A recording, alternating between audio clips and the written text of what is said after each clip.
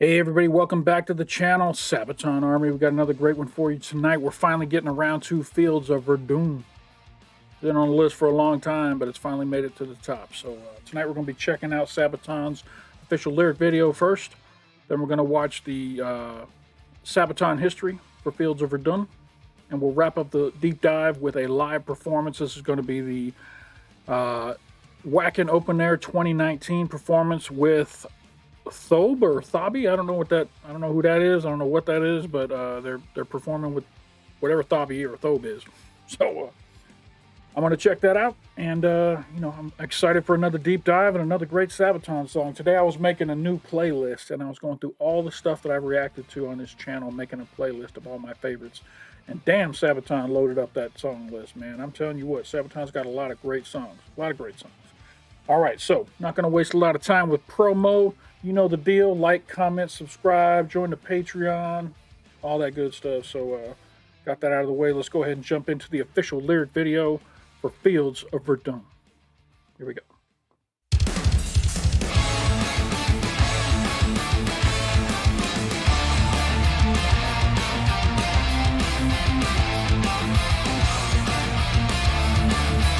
I used to not be able to tell people when World War I was and when World War II was. I really wasn't that big of a history dude, but since I've been watching Sabaton, I know right away this is going to be a World War I story just based on the dates. So, woo! As the drum roll started on that day, like 100 miles away, a million shells for fire, and the green fields turned to gray. The bombardment lasted all day long, the forts were standing strong. Heavily defended, and the traps been sprung and the battle's begun. Descending to darkness, 303 days below the sun feels overdone.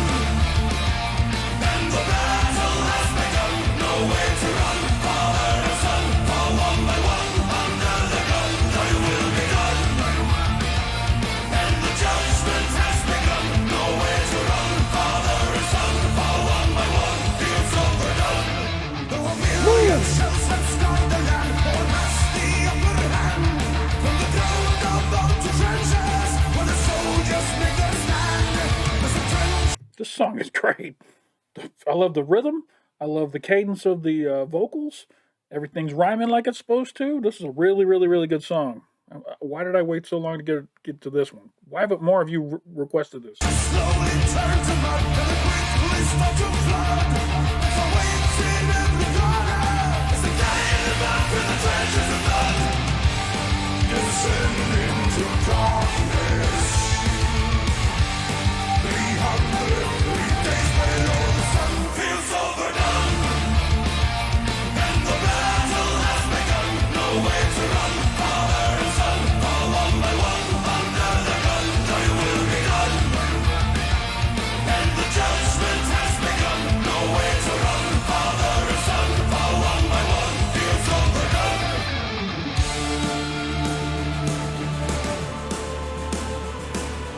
Fields of execution turn to wasteland from the grass. Thou shalt go no further, it was said they shall not pass. The spirit of resistance and the madness of the war. So go ahead, face the lead, join the dead, though you die where you lie, never asking why. Wow.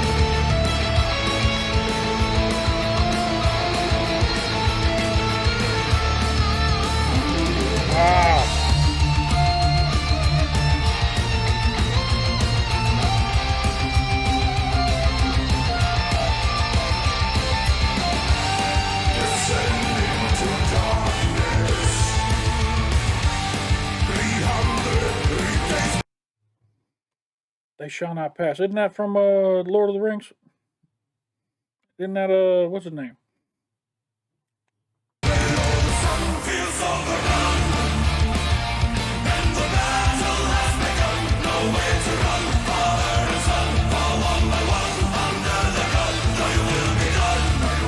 Gandalf. And the judgment has begun, no way to run. Father and son fall one by one, feels overdone.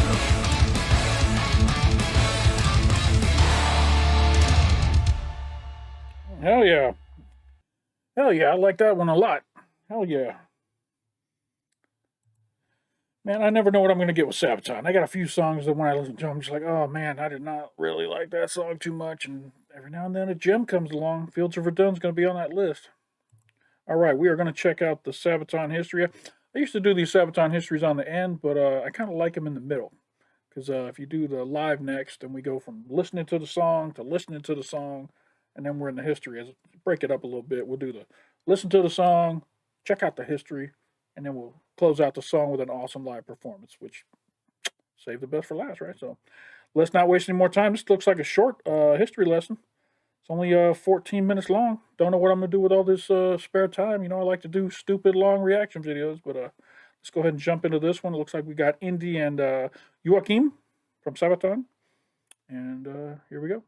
Oh, this is history lesson number 10. Wow, this was back when they first started doing these. Exciting. Here we go.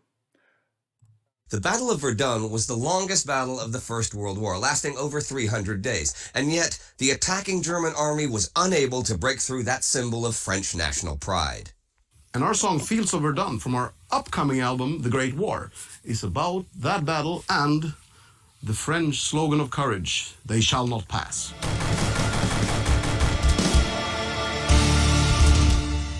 I'm Indy Nidell.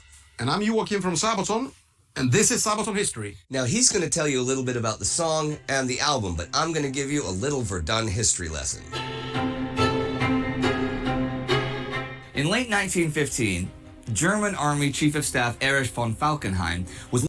Indy always does so good with these names. I wonder how many times he has to practice it, or is he just that fluent in that language?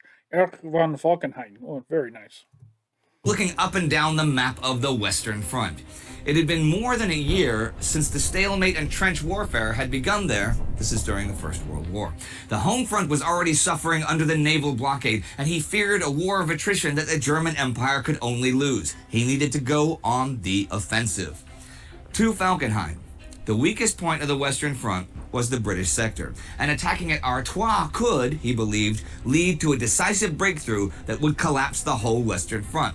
But he'd learned the hard way that without eliminating or at least tying down the French beforehand, the defense would be too strong. So, to deliver the blow in the north, he would attack at a place further south that would draw in as many French forces as possible.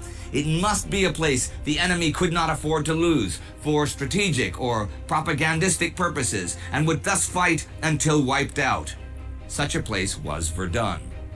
Verdun was not Falkenhayn's first choice, since it was a heavily fortified area. But it was also a commanding location. By capturing the heights east of the River Meuse and loading them with artillery, the Germans could constantly threaten the city and the local defenses, forcing the French to continuously attack the German defenses. The French would be tied down, and if they lost badly, the British would be forced to intervene. In the best case, they would hastily execute an offensive at the Somme, suffer heavy casualties as well, and open themselves up for a decisive German counterattack. Falkenhayn concluded that if Verdun was successful, there would be peace before the summer of 1916. The key to the attack was heavy artillery. Total destruction, then attack battalions and pioneers storming the hills in a wedge toward the mighty fortress of Douaumont, taking the remnants of the other fortresses that were surely destroyed by the heavy bombardment. Preparations were made over the winter, massing artillery pieces of all Is that a train gun? That thing's huge. Is that mounted on a train? calibers and millions of shells. The attack was planned for February once the weather cleared. On the 21st of February, the bad weather finally cleared, and German aircraft and observation balloons hit the skies. At 7:12 a.m. came the order to attack. The largest concentration of guns in history to this point opened up in a violent concert, described by witnesses as the Symphony of the Devil. Even in the Vosges near the Swiss border could be heard the thunder of the German guns. In an intensity never seen before, the barrage destroyed whole forests, blowing trees meters high into the air and raining stones and earth on the poor souls on the ground. Some soldiers were simply obliterated, torn apart by the force of the guns. Others were buried alive deep in their trenches or bunkers. Then the German combat troops emerged from the saps with grenades, wire cutters, and flamethrowers. With the advantage of surprise, they stormed the first French lines. Through ice, rain, and snow, the soldiers fought as rifle shots and grenades burst in their midst. Trench after trench, the Germans gained a foothold, despite fierce resistance from well-camouflaged French machine guns and blockhouses.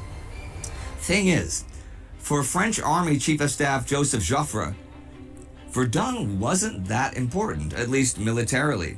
If the Germans could not be held on the east bank of the Meuse, the French would retreat and build new positions on the western bank. This was what Falkenhayn feared. But Aristide Briand made it perfectly clear that losing Verdun was not acceptable. Not only would the psychological effect be disastrous for the French public, it would undermine trust in the current government. And if Briand lost his job, so would Joffre. So giving up Verdun was out of the question. This is exactly what Falkenhayn had hoped for.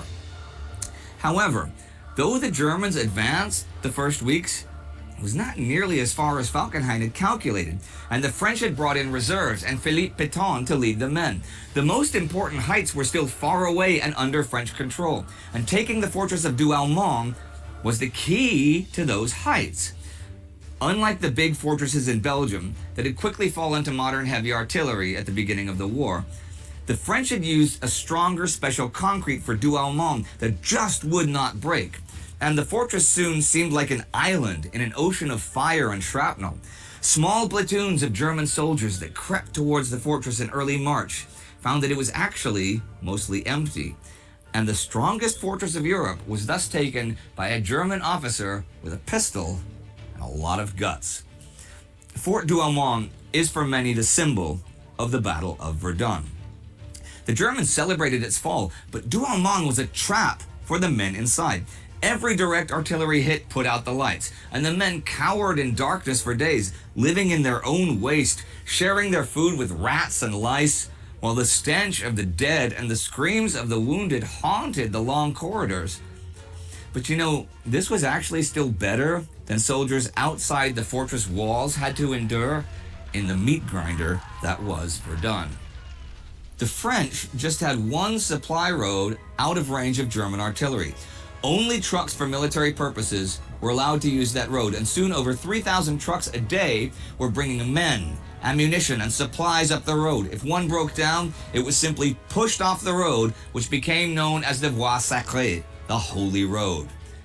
The German offensive began to drastically lose speed. The whole area of Verdun had become a maze of trenches and shell holes where death was always near. I mean that literally. This is only an area of 30 square kilometers, and the death toll grew to the hundreds of thousands. The name Verdun became synonymous with the mechanized death of the First World War. But it really bound the French together. Pétain had ordered a new rotation system where no soldier was supposed to stay longer than 10 days in the front lines before being rotated out. This meant most soldiers in the French army had gone through Verdun. By April, the lack of progress was turning the whole idea of the Battle of Verdun into a farce. The more reserves Falkenhayn committed to the operation, the fewer he had ready for the real attack against the British. So Falkenhayn had to choose: stop the offensive and defend the gains that were made, or keep going with the offensive but with all available forces. Half measures were now unacceptable. He would keep up the offensive. As June arrives, Falkenhayn officially declares bleeding dry as the main aim of the offensive. But bad news now also arrives. Russian General Alexei Brusilov launches his offensive on the Man, check this guy out. That's one hell of a mustache there, Alexei. Russian commander of the Southwest Front. Eastern Front. It is a spectacular success, and Germany's ally, Austria-Hungary, might be knocked out of the war. German reinforcements bound for Verdun must instead head east immediately. And more bad news, the French now have air superiority in the west thanks to the new Nieuport 11 planes and air-to-air Lancier rockets. Time seems to be running out for a German victory at Verdun. Falkenhayn launches what he hopes is the final attack towards Fort Vaux and the heights around the village of Fleury. On the 7th of June, Fort Vaux falls. A victory for the Germans for sure. But is this the turning point at Verdun? Not quite, for Fort Souville still stands in the way of victory, and this the Germans cannot take.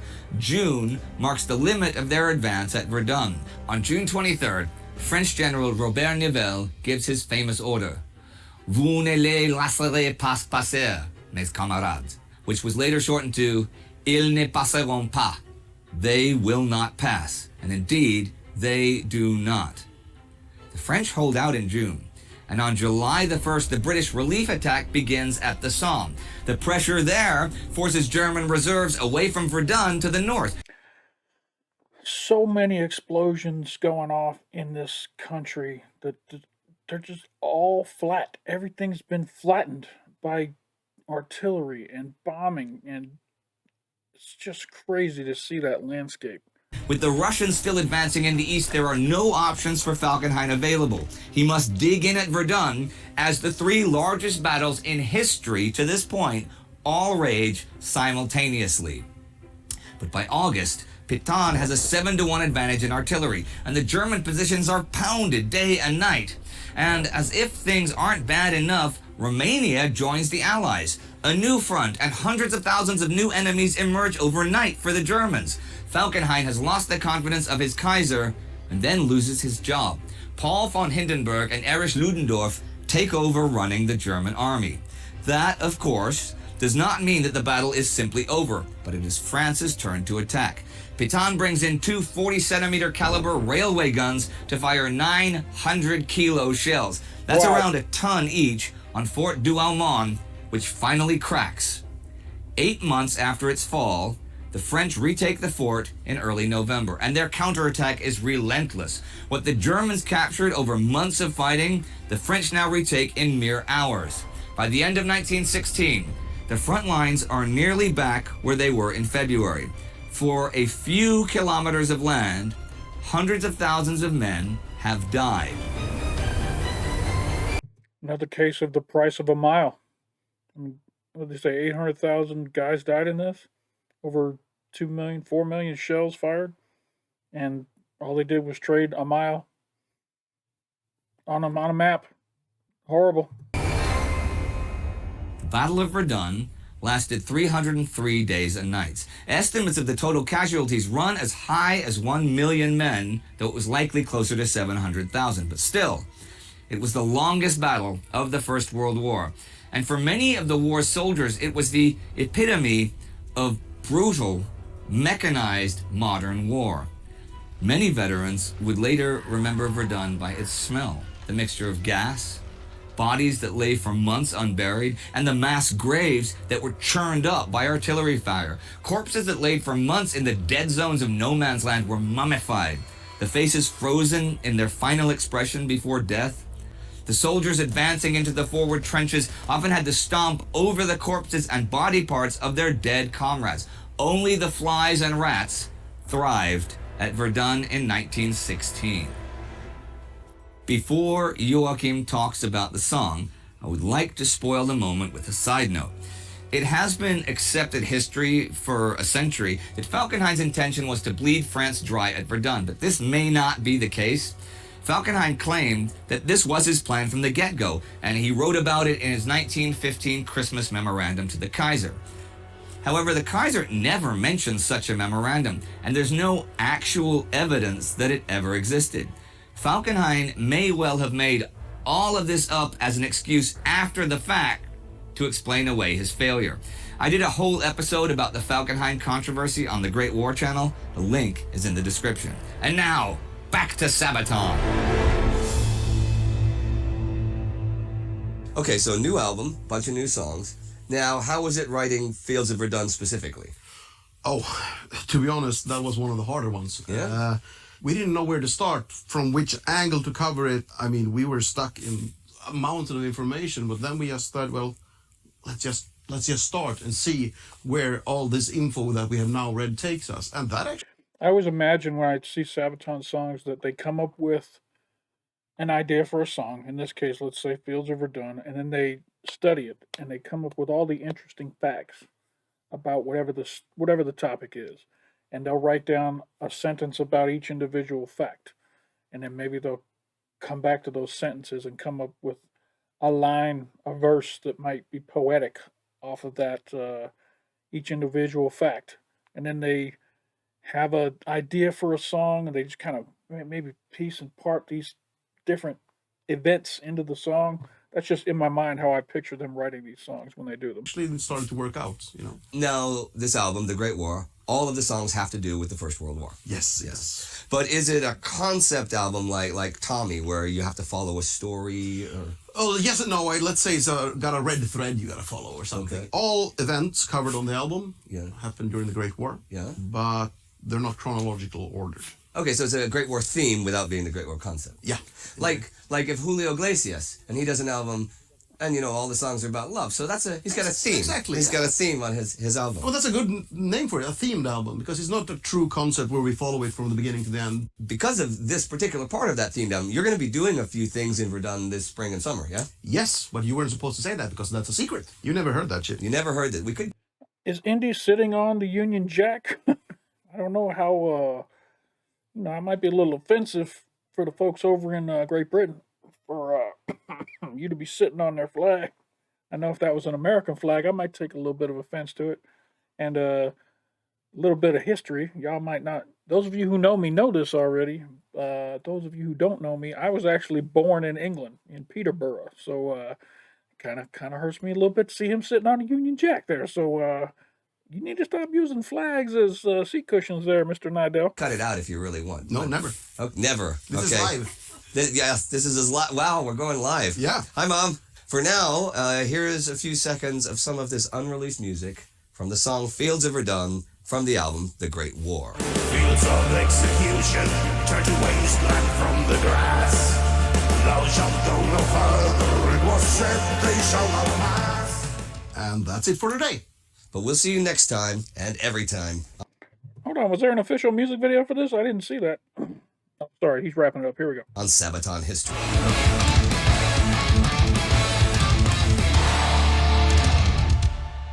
All right, everyone, that's it for today. Remember to subscribe to Sabaton History, but also the regular Sabaton channel. Also, check out World War II and Time Ghost. If you want to see more videos like this, here's a playlist. Cool stuff. You want to see it. And also, there's a chance for you to get a special edition of our upcoming album, The Great War, if you go and join us on Patreon. So do that, and do that now. Bye-bye. All right, yeah, definitely support Sabaton on Patreon. I encourage you. All right, we are going to wrap up this deep dive into the Fields of Verdun with a live performance. Again, this is the live performance with Thobe. Don't know what that is. I'm sure it's a person, maybe. I don't know. We'll see. This crowd looks absolutely amazing. Look how huge it is. This is the Wacken Open Air 2019 festival. Let's jump into it. Here we go.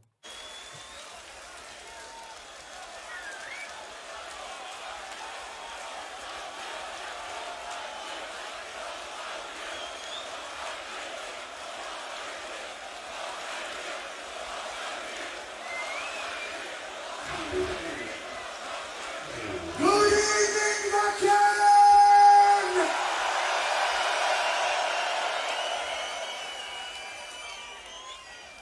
Sorry for my language, but what a fucking welcome. Thank you all!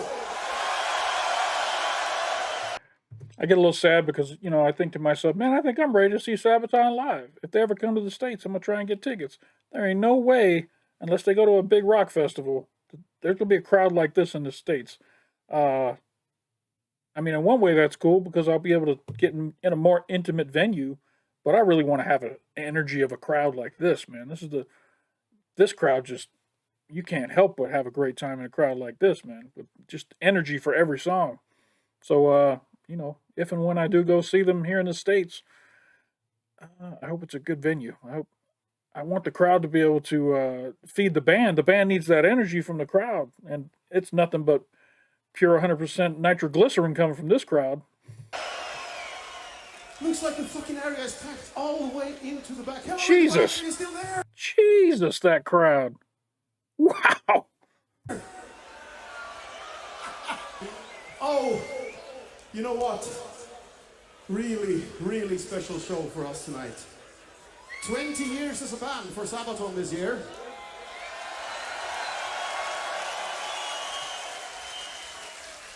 And one of the best metal festivals in the world is turning 30 this year.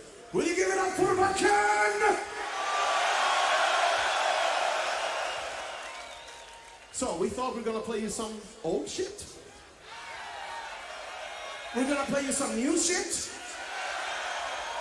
And we're gonna play you quite a lot that's just, well, shit.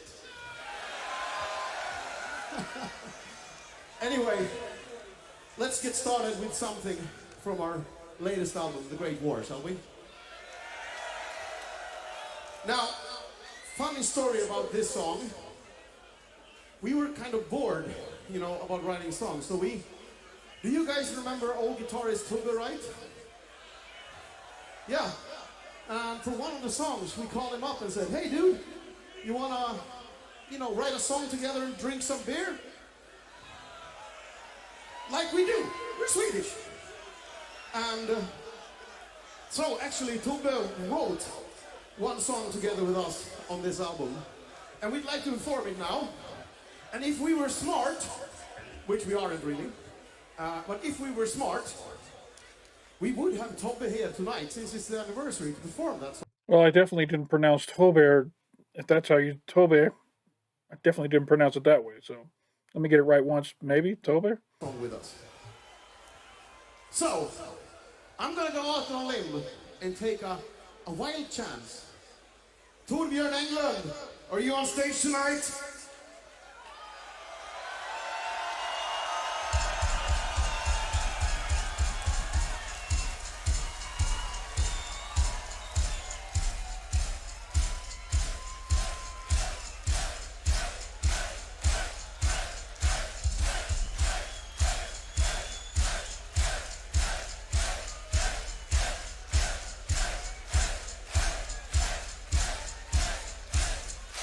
Are you ready for Film Sabaton?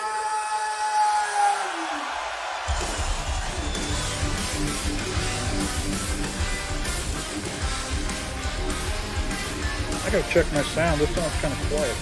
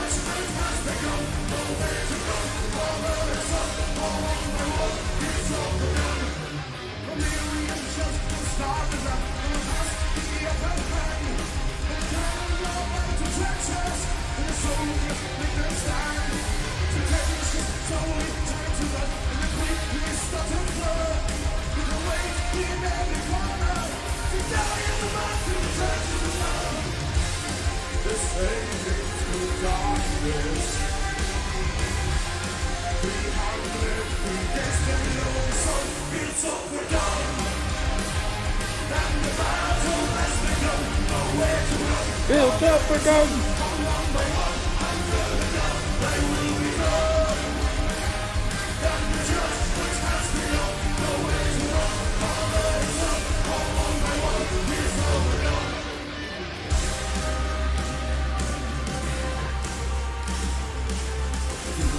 Execution, with the race left from your grasp. Thou shalt go no further, because said they shall not pass. Spirit markers, sisters, and the madness of the war.